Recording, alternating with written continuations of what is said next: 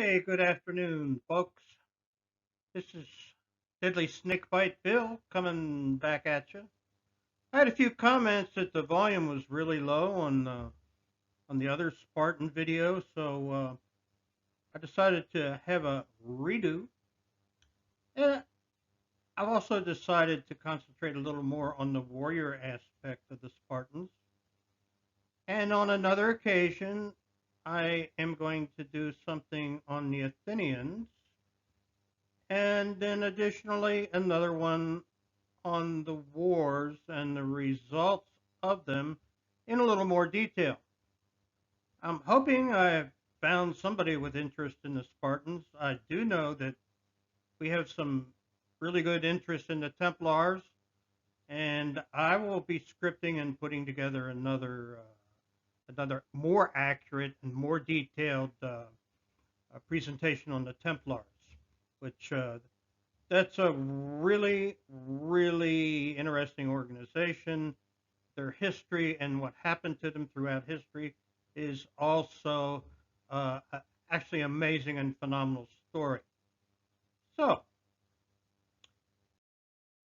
getting right into the Spartan culture, only those that could contribute to the state were valued. Sickly or handicapped babies were abandoned to die. And I understand they had this ritual where when the baby was born, they would bathe it in wine, and if it survived, then it was kept. If not, it was thrown off of a cliff. I had read this just last night after I made the other video.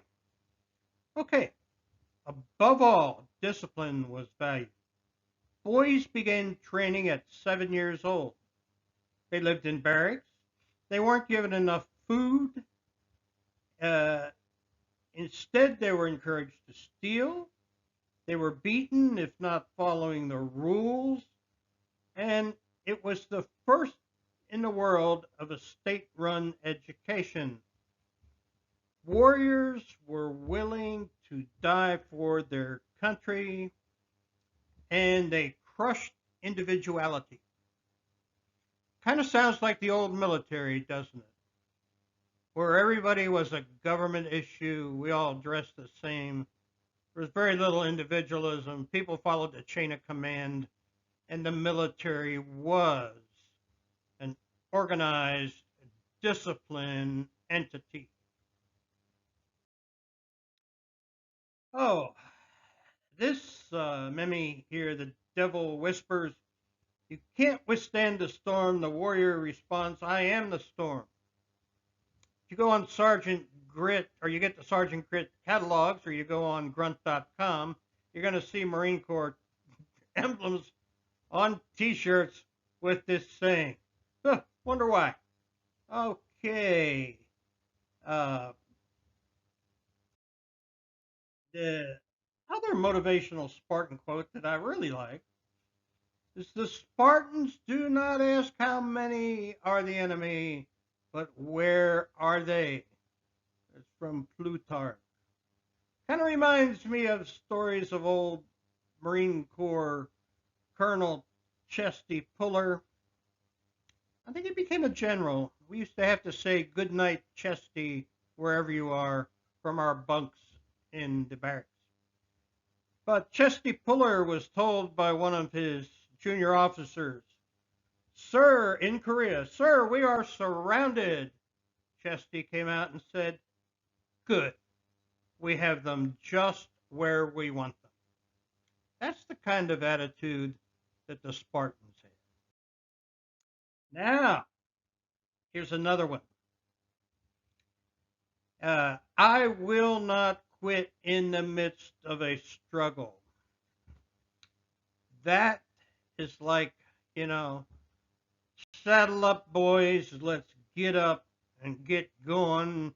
And as the famous John Wayne said, we're burning daylight pilgrims. So, you get out there and get in the struggle. The interesting thing, 50 years ago, I was taught to run toward the gunfire. Nowadays, the police, when children are being shot to hell in a school, They're afraid to even go in the damn building uh, with all kind of armament. Yeah, they didn't even start into the struggle. Okay, without valor, freedom dies. At one time, there were lots of medals with V's on them that people got. The V was for valor. And I want to read this. This is my shield. I bear it before me into battle. But it is not mine alone. It protects my city. I will never let my brother out of its shadow, nor my city out of its shelters. I will die with my shield before me, facing the enemy. Now, people that know me know that I have said many, many times. It especially applies today when they're going to arm 80-something thousand IRS agents who will agree to shoot to kill.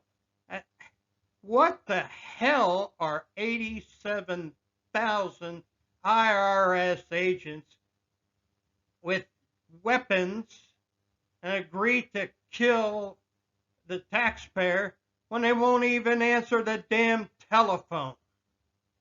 Oh, don't get me going. I'm already going. But uh, it's going to take some Spartans to deal with this. And I am 76 years old. I have stated for years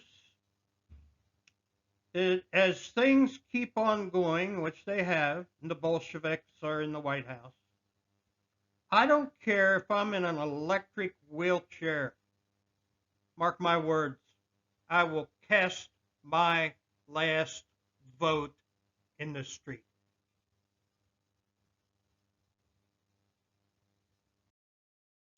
Now, I just want to uh, reiterate a few items here and identify them as the social gender roles between Sparta and Athens. Sparta, every male is a warrior soldier. Women are given more freedom and rights. They can be landowners, athletic competitors, and don't have to do domestic work. And the men in Sparta were proud of their women because they gave birth to strong Spartans. Now, we don't have any strong Spartans in America. We have, oh my gosh, gender identity. I can't go there anymore. Now, to Athens. The majority of Athenian men are farmers, artisans, or traders. Women have limited freedom outside the home. They could attend weddings, funerals, religious festivals, and could visit some female neighbors. Their job mainly was to care for the home and raise babies. Now, they were absolutely identified as females.